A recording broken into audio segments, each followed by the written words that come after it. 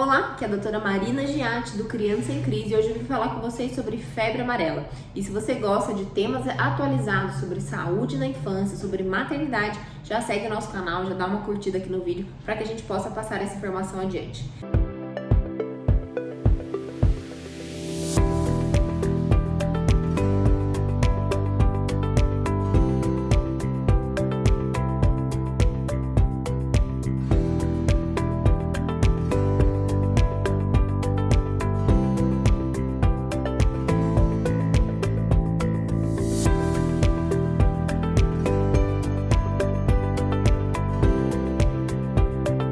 Seu filho está protegido contra a febre amarela? Você sabe o que fazer para garantir que a saúde dele não seja prejudicada por essa doença tão potencialmente grave que é a febre amarela? Tivemos um aumento do número de casos recentes. Agora, dia 27 de fevereiro de 2025, estamos com 12 óbitos computados no estado de São Paulo. Então, a gente teve um aumento significativo na transmissão dessa doença e é super importante que a gente saiba sobre a prevenção, que está principalmente relacionada à vacinação. Muitas pessoas estão perguntando se elas devem fazer uma dose a mais, se elas devem antecipar o reforço da febre amarela. E a resposta é que não.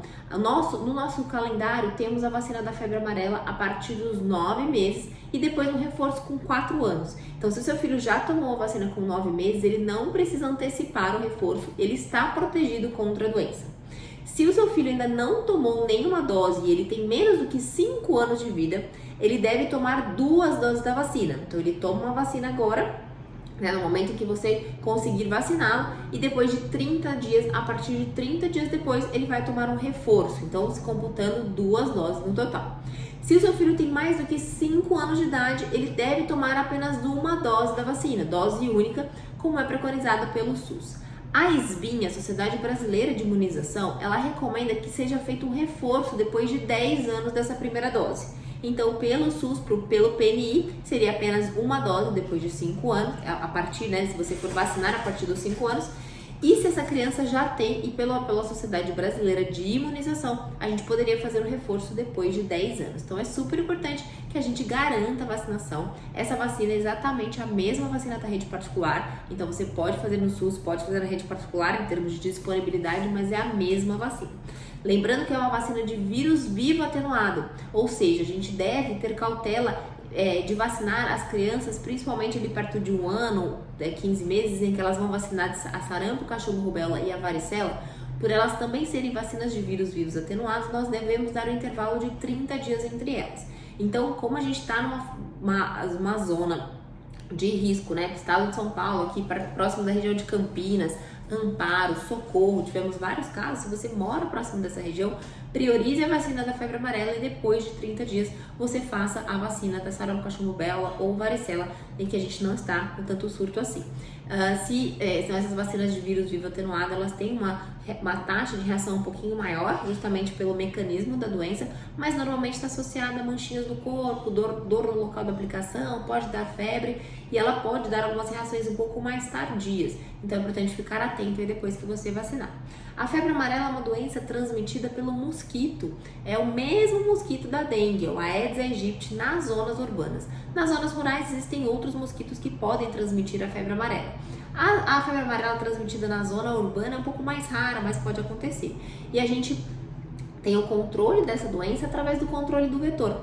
Então, o que acontece? O primata infectado, então geralmente o macaco, não é ele que transmite diretamente a doença, então não adianta sair eliminando os macacos por aí. Ele vai ser picado pelo mosquito, esse vírus vai se replicar dentro do mosquito e aí o mosquito vai picar uma pessoa não infectada. Essa transmissão também pode acontecer do humano infectado, que vai ser picado pelo mosquito, que depois o vírus vai se replicar nesse mosquito e ele vai picar um outro ser humano.